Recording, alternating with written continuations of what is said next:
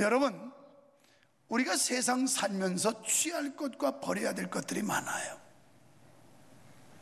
그런데 좋은 것은 취해야 되고 나쁜 것은 버려야 되는데 이걸 반대로 하는 사람들도 많습니다. 나쁜 건 취하고 좋은 건 버리는 사람들이 있어요. 성경은 취할 것과 버릴 것에 대해서 엄격하게 구분해 놓고 우리에게 취하라는 것과 버리라는 말씀을 확실하게 하고 있는데요, 오늘 본장에 보면 많은 교훈이 있지만 그 중에서 버려야 할 것들 한 4가지 정도를 제가 말씀을 드리려고 해요.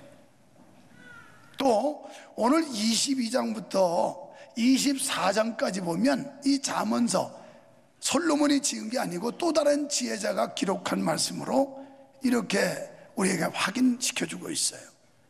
근데 지혜자는 종종 귀를 집중하고 들어라, 그리고 이 교훈을 들어라, 이런 말씀들을 많이 하고 있는데요, 본장에서 하나님의 백성이 마땅히 삼가해야 할 악한 행실에 대해서 가르쳐주고 있습니다. 그러면서 지혜자는 중간중간 자신의 지혜의 말에 귀를 기울이라고 말씀하는데, 이 길만이 생명의 길이고 이것만이 영생을 얻는 길이기 때문이라 이렇게 말씀을 해요.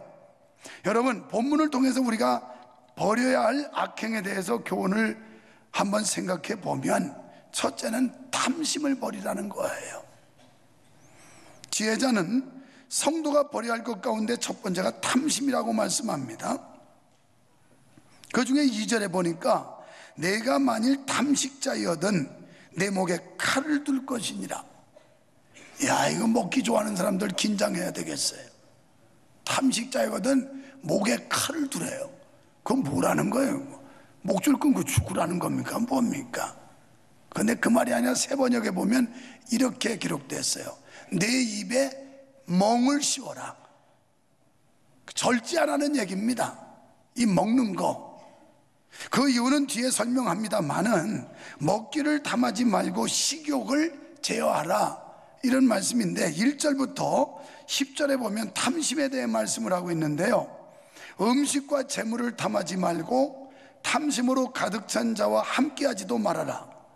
음식에 대한 욕심이 신체가 고통을 받고 물건에 대한 욕심은 도적질을 하게 하고 간음이나 음행조차도 이웃 아내에 대한 욕심에서 비롯된다는 교훈을 하고 있는 겁니다. 모두 이 욕심 때문이에요. 탐심이 지나치다 보면 우리는 죄악의 나락에 떨어질 수밖에 없다라는 거예요. 그 다음에 3절에 보면 진찬, 그 진찬을 탐하지 말라. 그것은 간사하게 베푼 식물이니라. 진수성찬, 잘 차려놓은 음식, 이거 탐하지 말래요. 앞으로는 뷔페 절대 가지 마세요. 중국집에 코스 요리 절대 먹지 마세요. 그 다음에 한정식에 그 코스 먹지 마세요. 왜? 칭찬을 탐하지 말라는데, 성경에. 그런데 그런 뜻보다는 우정을 나누기 위한 음식이 아니고 어떤 정치적 목적으로 대접하는, 그러니까 그 음식에 담겨져 있는 좀 불량한 목적이 있는 이런 음식을 함부로 대접받지 말라는 거예요. 쉬운 말로 말하면 뇌물성 대접이라 이 말이에요. 이 뇌물성 대접을 받으면 언젠가 거기에 코가 깨가지고 그것 때문에 낭패를 겪기 때문에 우리가 이 지혜로운 처사, 인생을 지혜롭게 살기 위해서는 이렇게 처신하라는 이런 교훈을 주고 있는 겁니다. 그 다음에 4절에 보니까 부자 되기에 쓰지 말래요. 여러분, 가난한 거 한탄하지 마세요. 성경에 보니까 그건 뭐 이렇게 부자 되지 말라네요. 그래도 부자는 돼야 되지 않겠어요? 뭐 뭐니 해도 뭐니가 최고인데 뭐 되긴 돼야 될 텐데, 나쁜 방법, 부정한 방법, 불의한 방법, 사악한 방법, 이런 방법으로 재물을 모아서는 안 된다는 얘기입니다. 그래서 오늘 4절에 부자 되기에 애쓰지 말라, 지나치게 재물에 탐닉하지 말라는 거예요. 여러분이 신앙생활 하는데도 지나치게 재물에 집착하면 믿음 생활 제대로 못해요. 인색한 사람은 제가 보니까 언제 걸려도 걸리더라니까요. 그래서 제가 그걸 알고 우리 교회는 그냥 자발적으로 자율적인 헌금을 하라고 헌금함을 저 바깥에 놔놓고 바구니를 안 돌리는 이유가 그래서 안 돌리는 거예요. 매주 돌리면 그래도 한 350만 원, 400만 원 더 나올 텐데, 우리가 구제헌금 걷는다고 마지막 주에 한번 돌리면 그때 나오는 게 그 정도 나오는데 한번 돌려볼 만도 한데, 왜냐면 어떤 사람은 기분 좋다가도 헌금 얘기만 나오면 자라목이 돼요. 이렇게 들어가요. 여러분, 하나님의 은혜가 여러분과 함께 하시기를 축원합니다. 아멘. 그러다가 돈 좀 내시기 바랍니다. 노면 이래. 그래서 그냥 편안하게 예수 믿으라고 헌금을 자율제로 저기다 놔뒀거든요. 재물에 너무 집착하지 말라는 거예요. 그러면서 5절에 보면 돈은 날아간대요. 여러분, 우리 수중에 있을 때 잘 쓰셔야지, 돈이 내 수중을 떠나서 날아가 버리면 그거 쓰고 싶어도 못 써요. 그러니까 하나님께서, 내가 오늘 기도하면서 하나님 물질을 소유할 수 있는 은혜도 주셨고, 그리고 예물을 하나님 앞에 드릴 수 있는 은혜 주신 거 감사합니다. 이게 얻을 수 있는 은혜와 바칠 수 있는 은혜, 이 물질 관계가, 이 돈이라고 하는 건 사람들은 제2의 생명이라고 말할 만큼 아주 소중하게 여기잖아요. 오죽하면 예수님께서도 내 물질 있는 곳에 내 마음도 있대요. 그러니까 우리의 마음을 담아서 드려지는 그 정성들, 이 예물들, 이게 얼마나 소중한 예물인지 몰라요. 그런데 이렇게 소중한 물질이지만 재물에 너무 탐닉하지 말라는 거예요. 그저 우리가 왜 불평하고 원망하느냐? 없다는 것 때문에, 모자라다는 것 때문에, 더 많이 얻지 못했다는 것 때문에 불평불만이 많아요. 그저 하루 세 끼 굶지 않고 먹으면 됐고, 그저 길바닥에 나앉지 않았으면 됐고, 그렇다고 도전하지 말라는 얘기가 아니에요. 지금 여러분의 형편과 처지에서 자족하는 비결을 배워서 감사하라는 얘기예요. 아무리 돈이 많아도 쓰지 못하고 죽으면 헛일 아닙니까? 아무리 고량진미가 있어도 먹을 수 있는 건강이 없으면 허사 아닙니까? 그래도 우리에게 건강도 주시고 적당히 쓸 물질을 주셨다는 데서 만족하고 감사할 때 더 큰 은혜가 임하게 되고 하나님의 더 큰 축복이 임할 줄 믿으시기 바랍니다. 그래서 재물을 모으기 위해서 비윤리적이고 불법적인 꾀를 쓰지 말라는 거예요. 정당한 방법으로, 정당한 방법. 지금 우리 사회, 우리나라가 공짜를 너무 좋아해요. 공짜로 뭐 준다니까 좋아가지고 뭐 난리가 났어요. 여러분, 내가 지난주에 저 부산에서 오는 어떤 목사님하고 얘기해보니까 자기네 교인이 검찰청에 있는 사람이 있는데 거기에 청년들이 빈둥빈둥하면서 한 달에 뭐 얼마를 받는데요. 이 청년 일자리가 없으니까 그런 식으로 해가지고, 그거요, 사탕 발림에 그거 좋아하지 마세요. 우리가 땀을 흘리고 뼈를 깎고 열심히 노동하고 수고해서 얻을 생각을 해야지, 공짜로 몇 푼 던져주는데 거기에 홀딱 반해가지고 정신 놓지 말라니까요. 성경은 그런 재물 탐하지 말래요. 열심히 일하래요. 일하래. 우리가 짓는 엄청난 죄악은 모두 탐심 때문입니다. 욕심을 버리고 자기 것에 만족한 정결한 마음이 얼마나 귀한지 몰라요. 그래서 하나님 감사합니다. 오늘 간증문, 그분은 내라는 게 아니었고 지난주 헌금함에다 자기 간증문을 써보냈길래 오늘 뉴스에 낸 거예요. 그 어려움 속에서 형편이 넉넉하지 않지만 한 푼도 못 푼 돈을 모아서 그래도 의미 있는 일에 참여해보겠다는 그 보람, 이게 삶의 의미인 거예요. 여러분 인생 살면서 정말 값진 일에 참여했고 값진 일에 여러분이 쓰임 받았을 때 이게 보람이고 이게 삶의 의미지. 그런데 사람들은 너무 화려한 것만 생각해요. 엄청난 것만 생각해요. 여러분, 감사의 은혜가 있기를 축원합니다. 그래서 지혜자는 뭐라고 그러냐면, 무릇 자기의 마음을 다스리는 자는 적군의 성을 빼앗는 용사보다도 강하대요. 우리 마음, 이 마음을 잘 추스르는 거, 이게 얼마나 중요한지 몰라요. 마음을 다스리지 못해서 불행해요.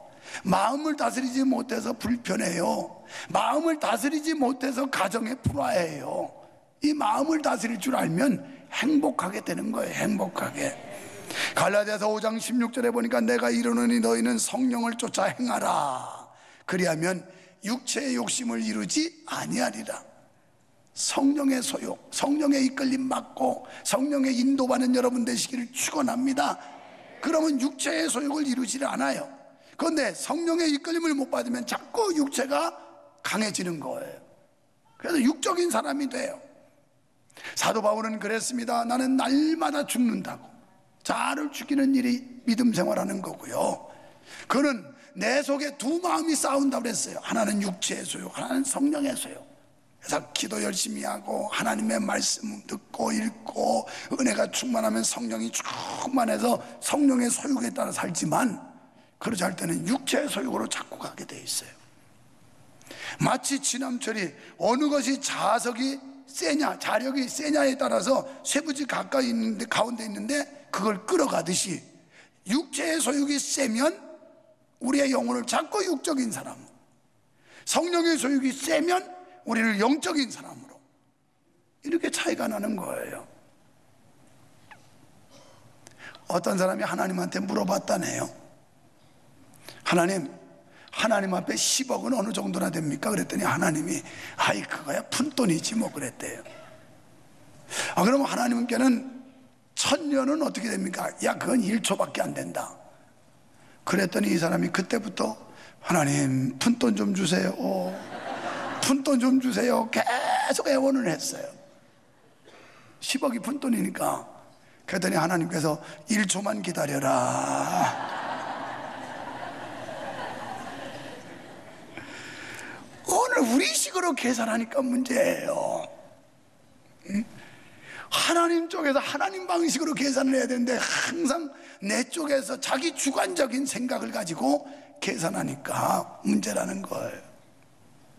그래서 자기는 하나님 앞에 10억이 푼돈이니까 가지고 푼돈 좀 달라고 애원했는데, 그러냐? 그럼 1초만 기다려. 그게 100년일지 1000년일지 모르지만 하나님은 1000년도 1초에 불과하다고 그랬으니까. 사랑하는 여러분, 우리는 탐심을 버려야 될 줄로 믿습니다.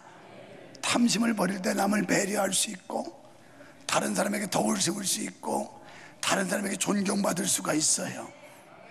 모든 이 욕심, 이게 문제예요. 그래서 야고보 사도는 뭐랬냐면 욕심이 잉태하면 죄를 낳는데요. 근데 이 죄는 자꾸 자라는 성질이 있어요. 죄가 장성한 적 사망을 낳는데요.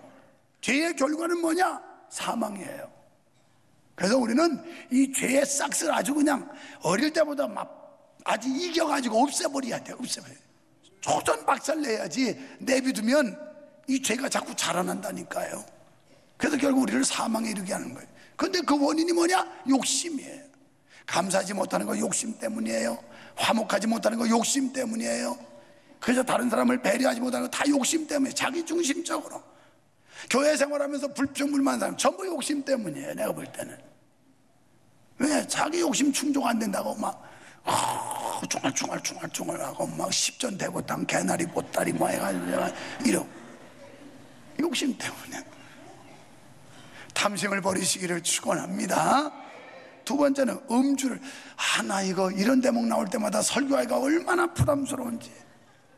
제발 성경에 이런 건 안 나왔으면 좋겠어요. 그래서 금주 금연하라는 거. 그런데 그렇다고 목사가 성경에 나오는 걸 말 안 할 수도 없고, 이걸 나 솔직히 인간적으로는 뛰어넘고 싶어요.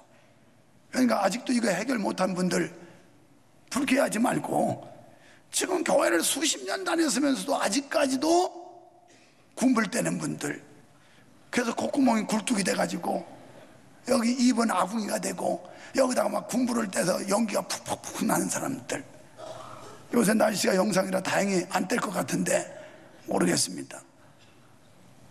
그 다음에 쌀 썩은 물을 막 쏟아붓는 사람들. 아니 세상에 예수를 그렇게 오래 믿고서도 아직도 이걸 해결 못합니까? 저는 원래 안 믿을 때부터 나실인이에요. 술을 안 먹은 사람이에요. 안 먹을 때부터. 아니 안 믿을 때부터 말해. 그래서 이게 또 음주를 버리라는 게 나와가지고 이거 어떡하나, 이걸 대목을 뺄까. 그런데 성경 읽어보면 여기에 대한 상당히 많은 부분을 강조를 하는데 안 할 수도 없잖아요. 그러니까 약주 드시는 분들, 그게 무슨 약주야, 또 이름도 잘 붙였다. 약주 먹는데 술이지 뭘 먹네. 술 먹네. 지혜자는 본장에서 아주 많은 부분을 할애해서 음주의 폐에 대해 말씀하죠. 21절에 보니까 술은 가난하게 한대요. 29절에 재앙, 분쟁, 원망, 창상, 그러니까 실수로 입은 상처를 가져다 준답니다. 이렇게 술은 사람들로 하여금 폭력적이 되게 하고 또한 물질적으로 가난하게 하며 나아가던 피차에 분쟁하게 해요. 더욱이요, 이 술이라는 공포심을 없애게 만들어요, 술이. 그래서 술 먹으면 간땡이에 붓는다 그러잖아요.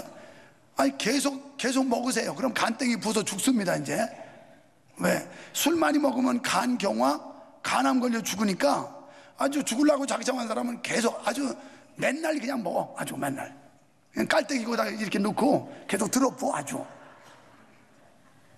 그런데 이걸 먹으면 말초신경을 자극해서 겁을 상실해.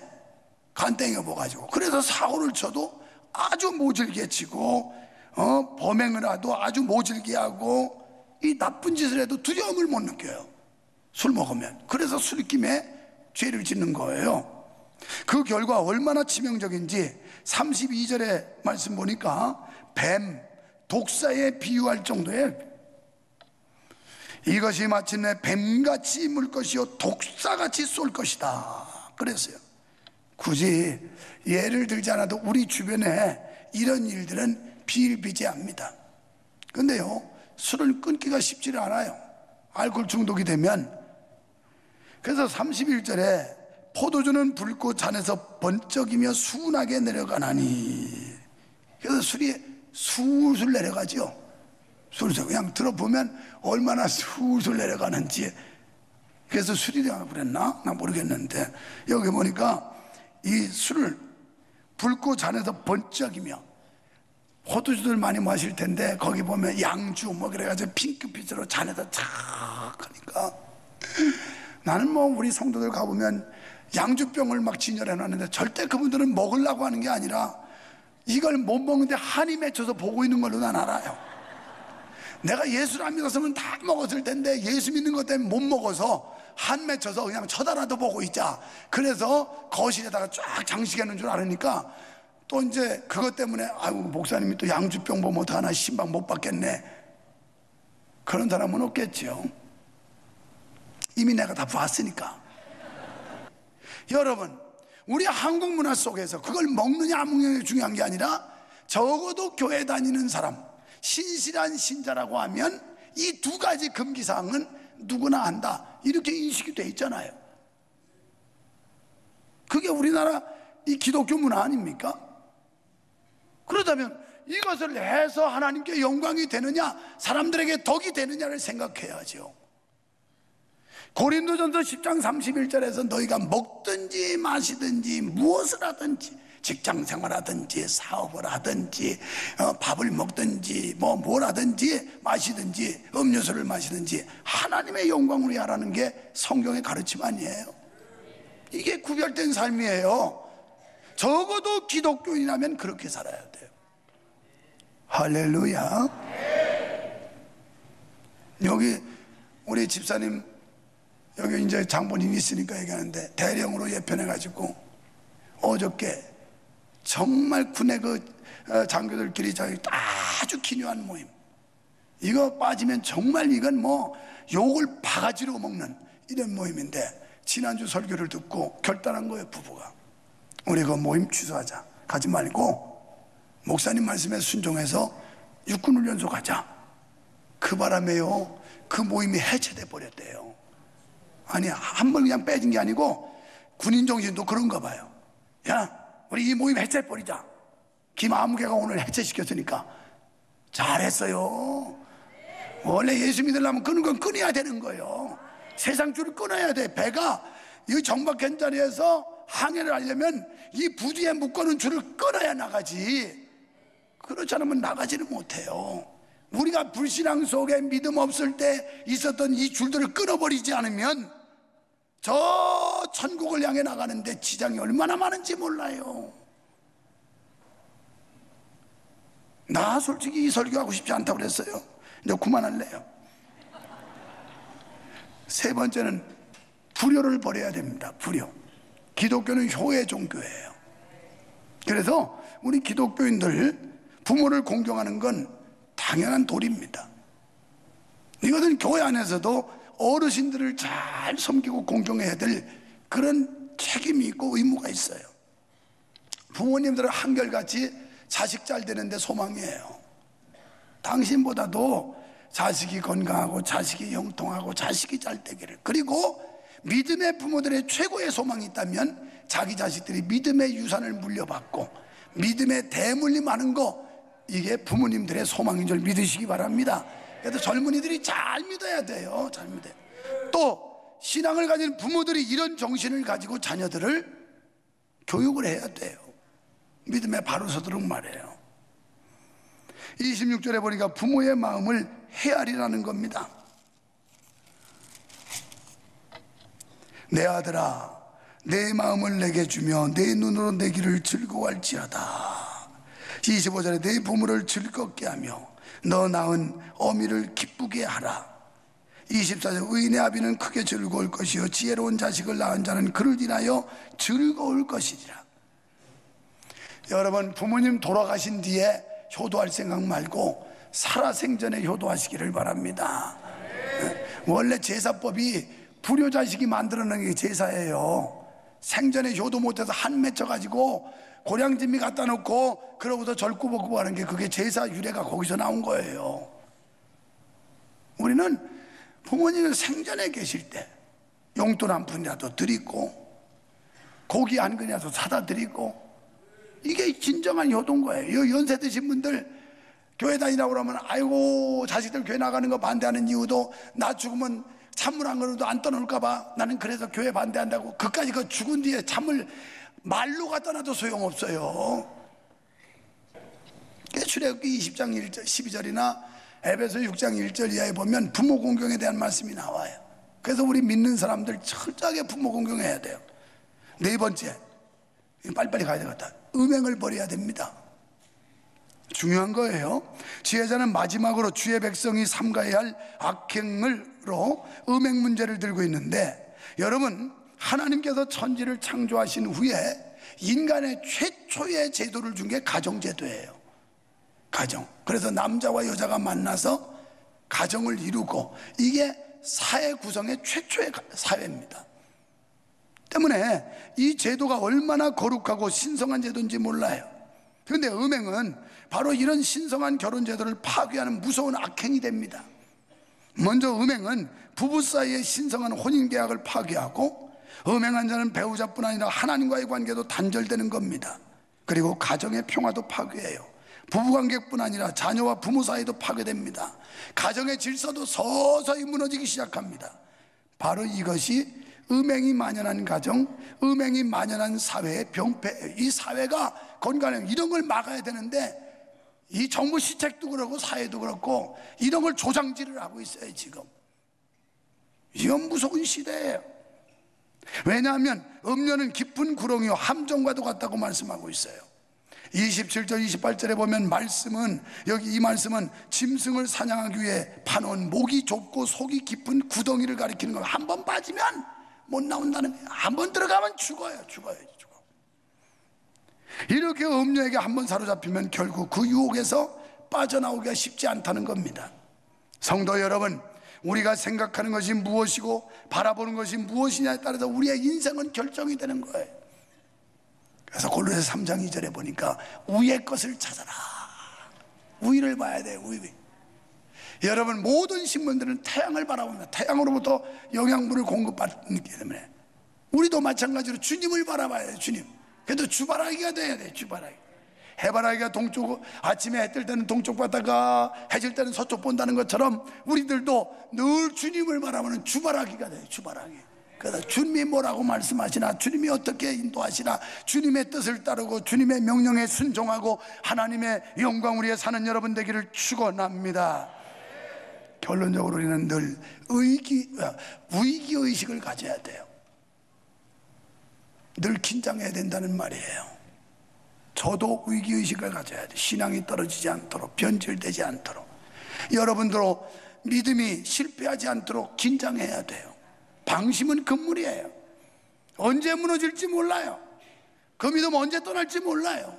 항상 위기의식을 가지고 바짝 긴장해야 됩니다. 바짝. 그래야 영혼의 즐거움을 향해 힘써 나가게 될 줄로 믿습니다. 이 모든 일들이 귀하신 주님이 우리를 붙들어줘야 가능한 거예요. 내 힘으로는 안 돼요.